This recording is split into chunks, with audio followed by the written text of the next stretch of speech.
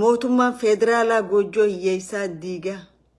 mootummaan Oromiyaa qajan goojjoo miskiinaa diiga. kantiibaan goojjoo hiyyeessaa diiga.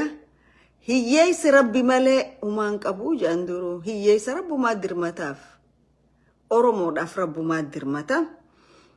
Arra wooma lamaan jechuu barbaada. Wanni lameen tokko waan Oromiyaa bahaa naannoo cinaasanitti itti gaafataman zoonii godhaa jiru. zoonii hoggaan jiru itti gaafataman security zoonii bahaa Oromiyaa keessaafuu Harargee bahaa ka qubsumtisaa Gursum ka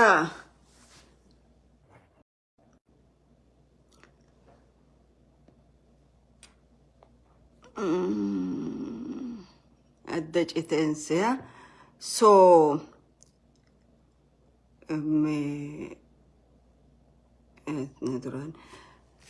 Harargee bahaa kun godhaa jiru jechuudha.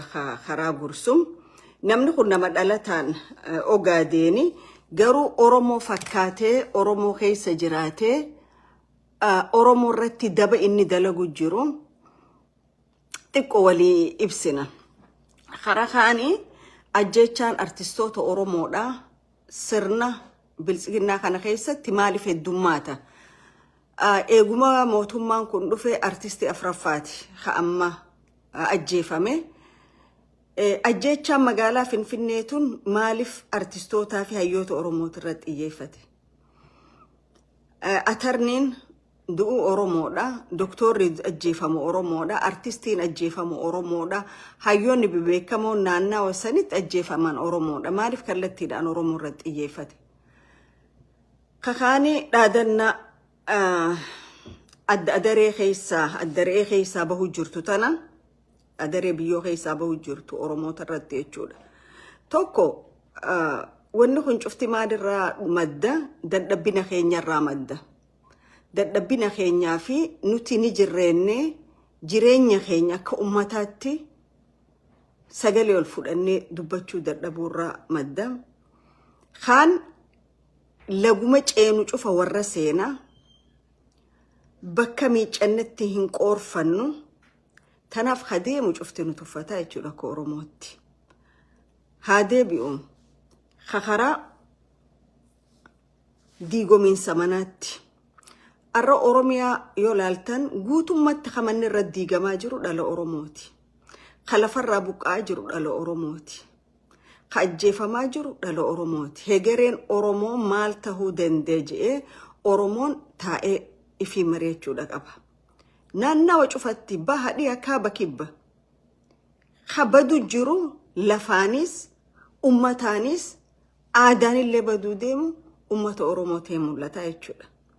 Sabni hayyuu karatti isa deebisuu hin qabne, sabni hayyuu fala isaa dhoowwisiisuu hin qabne, sabni gattaa'ee karam deemu jirra je'ee wal mari'atuu hin dandeenye sababa durraa hin deebine jechuudha. Arra Oromiyaa keessatti gaafa dardargeessi Oromoo, shamarran Oromoo rasaasa dura dhaabbatanii mootummaa wayyaanee Tigraay galchan warri arra nurra dhaadatu kun tokkon turre jechuudha. Numaatu Oromumaatu dhiigaa fi lafee cabsee sirna odoon ta'in warra yeroo sanii buqqaasee jechuudha. Warroonni arra Oromoo irra dhaadatan kun tokkon isaa lafarran turre. There was nowhere. Arra warrootan kanaatu Oromoo irratti diigomiinsa lafaa, diigomiinsa manaa, tuffii ummata Oromoo, arraba ummata Oromoo irratti gabbee haqachaa jira jechuudha. Maaliif tuffatamnee inneef gaafannee beeyna? Maaliif sadarkaa kanatti biyya Itoophiyaa jedhan san keessatti kadeemu Oromoo irratti hancufatu fa'aa inni wal gaafannee beeyna? So, sabni kun akka sabaatti wal gaafachuutu irra jiraata. This is very serious matter jechuudha. Wanni kun waan akka laafa ilaalanii bira dabranii miti. Okay, karaa kaaniitiin jaaga ammaas. Karaa kaanii amma artistoonni numa ajjeefaman amma edaas tokkotu ajjeefame. Yeruma hunda Oromoon artistii isaa kaan hoteelatti ajjeefama, kaan manatti ajjeefama. Artistoonni Oromoo jalqabarraa ilaa hanga amma ajjeefamaa dhufe kun namni isaan ajjeese kun maaliif arkamuu dhaba? Namni isaan ajjeese kun maaliif seera dhihaachuu dadhaba? Amma artistoota kana hoggaa laaltu sirba isaan sirban keessa deebi'aa laala. Amma artistiin edaa sirbe ajjeefame kunis hoteela keessatti sirboota inni sirbe saniitu laata mootummaa kana quuqa, laata sirna kana quuqa, onne dhawata Oromoo qaba. Akkamitti artistii tokko hoteela inni kireeffatee seenee bulu keessatti seenee ajjeefame eenyu bantuu qaba? Akkamitti seenee? Soo kana ka godhu jiru sirnuma saniin jaan. Sirnuma saniin jaan maaliif artist tara dhufa kun tuuriidhaan deema naannawee deema taratti jechuudha. Kana booda artistiin Oromoo ka Oromoo jee sirbe ka Oromiyaa jee sirbe cufti laayina kanarra jira jechuudha. Haga mootummaan ku karaa ifii fedhutti artistoota kana sheeppi godhattutti guyyumarra artistiin Oromoo du'a jechuudha. Kun afuraffaadha moo shanaffaadha jechuudha. Warra duraatis namni gaafate hin jiru, warra amma du'es namni gaafate hin jiru, looyeroota Oromoo ka ajjeefame namni gaafate hin jiru, doktortitti Oromoo tamana leenca gurraachaa keessa ajjeef walumaa gala duuti Oromoo raga jecha Oromoo raga nam tokko namni gaafatu hin jiru jechuudha. Oromoon duun waa takka keessa hin jiru jechuudha. Irruma as fuudhi magaaluma dirree dhawaa tana keessattuu mee Finfinneen guddoo magaaluma dirree dhawaa tana keessattuu intala Oromoo talakkuu garaa qabdu namni ajjeese achuma jira. Joar Kadir garuu qabuun fedhu Kadir Joar maal jedhan qabuun fedhu tuquun fedhu maaliif ka ajjeese Soomaalii waan ta'eef Soomaalii aarsuun fedhu jechuudha. Kanaaf lubbuun Oromoo gatii tokkoon qabdu jechuudha biyya san keessatti. So Oromoo waa hedduu waan itti yaadu qaba. Karaa Gursumitti haa deebi'u. Gurbaan Abdulmajid Abibakar kun tika baha Oromiyaati jedhan. Okay. Namni kun nama dhalootaan Soomaaliiti. Bakki inni tiisugaa Harargee bahaa tana. Obboleettiinsaa aangoo qabdi mootummaa killee shanii keessatti.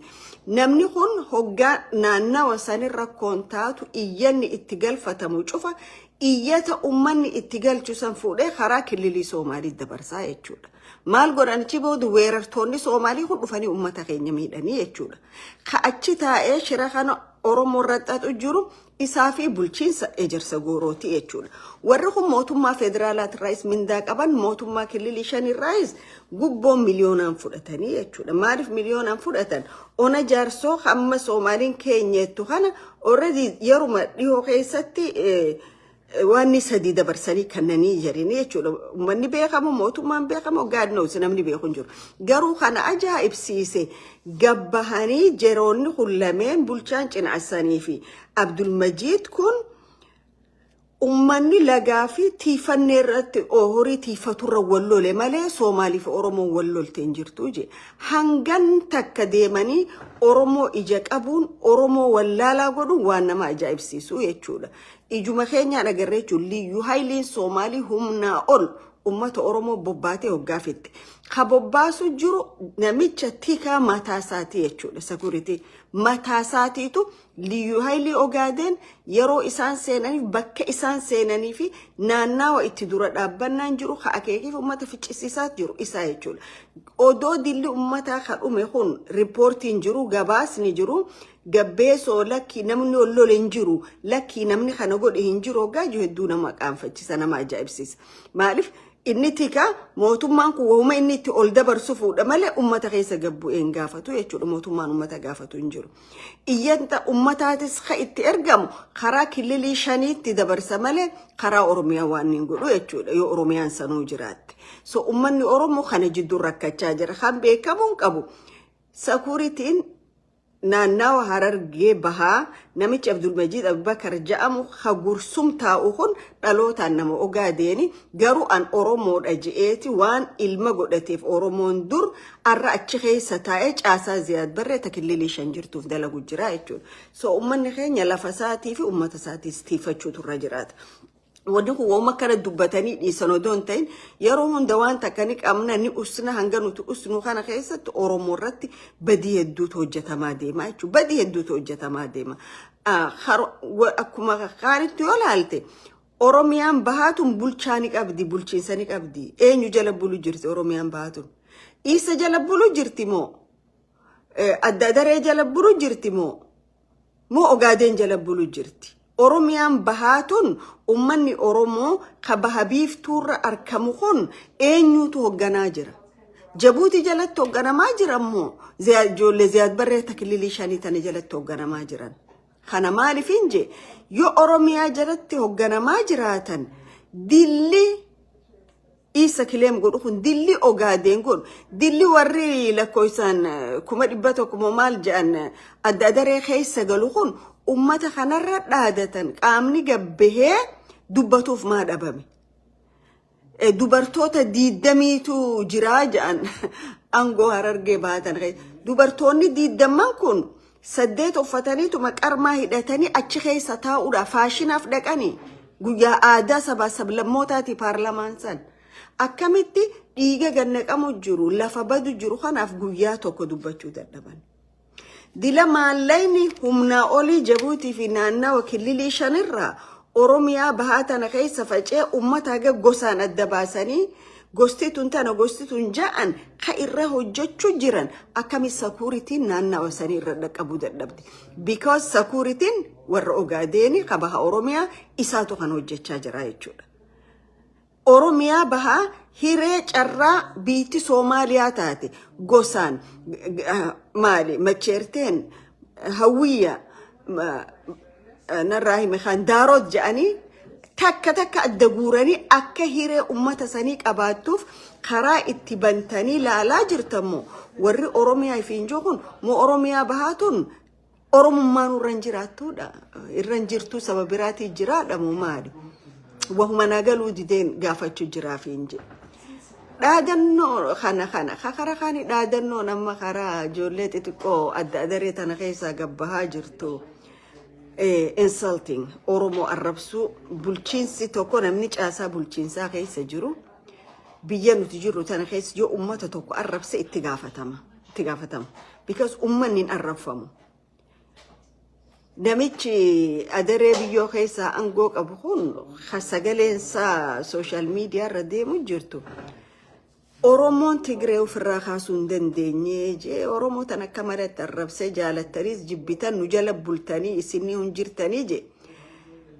Yaa adaree teenya xixiqqoo gaafa dhiirsi teenya lolaa turte isin gannaaf haadha keessan turre yoom gannaaf keessa gabbaatanii dhiira taatan. Amileeta miini Oromoodhaan ati loltee Tigree firraan kaafneetta. Gaafa dargaggeessi Oromoo ollaa kee dirree xayyaaraatiif kombolchaa fi awwadaayii fi haramaayatti harka qullaa diina dura dhaabbachaa turan ati ol garagaltee gola haadha keetii keessa dhokachaan baane. Bar seenaan gaafni isin lolli tahee huccuu dubartii uffattanii dhagaa qooshaarra teessanii hoggaa dhufanii huccuu teessan ol qabanii hummaa dijan kaala zaaree alaa yoom warri ija isinii bar Oromoodhaa miti. Afaan kamiin mooraala kamiin Oromoodhaan waa jettan isin. Mooraaluma kamiin Oromoodhaan jecha akkasii jechuu dandeessan. Dirree abbaan irraa bade ijoollee itti taphataa jetti Oromoon.